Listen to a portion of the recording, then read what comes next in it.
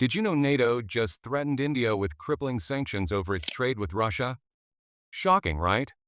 But wait, India didn't just sit back. In 2025, India delivered a bold, unapologetic response that's shaking up global geopolitics. Stick around as we break down two powerful ways India clapped back at NATO's threat, proving it's a force to be reckoned with.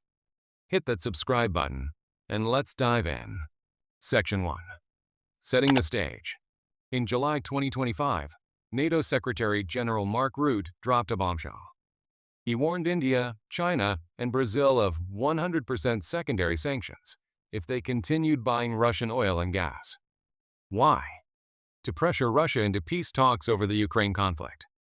Rutte even urged these nations to call Vladimir Putin to push for peace, claiming failure to comply could slam back economically.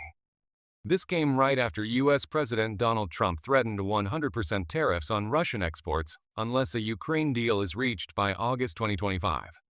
For India, a major buyer of discounted Russian crude, $56 billion worth in 2024 alone, this was no small threat.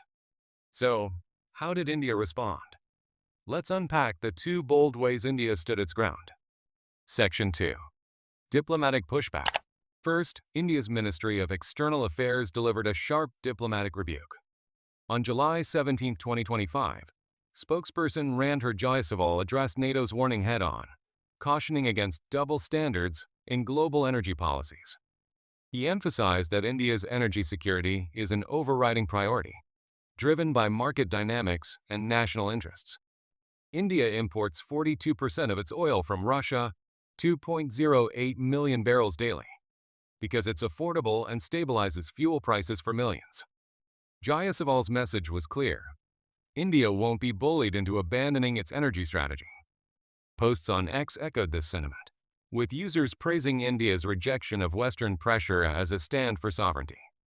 Critics, like former envoy Kanwal Sibal, pointed out NATO's hypocrisy, noting that members like Turkey and Hungary still import Russian energy without facing similar threats. Section 3. Economic resilience. Second, India showcased its economic resilience. Petroleum Minister Hardeep Singh Puri dismissed NATO's threat, highlighting India's diversified oil imports from 40 countries, including new suppliers like Guyana and Brazil.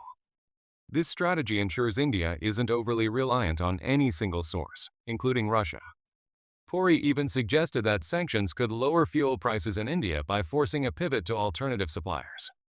Meanwhile, India's refining industry continues to thrive, exporting processed Russian oil to G7 nations, ironically fueling their economies. In 2025, India's exports to the U.S. hit $86 billion, making it a key trade partner.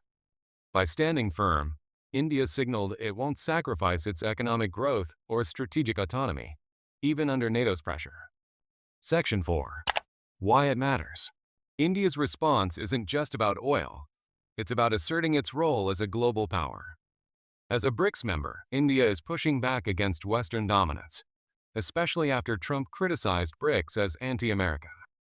Prime Minister Narendra Modi's 2024 visits to Russia and Ukraine showed India's balanced diplomacy, advocating peace without bowing to external pressure.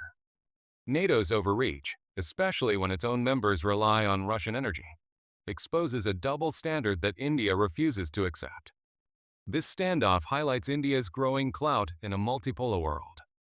India's bold stand against NATO's sanctions threat is a game-changer in 2025. What do you think? Did India handle this right?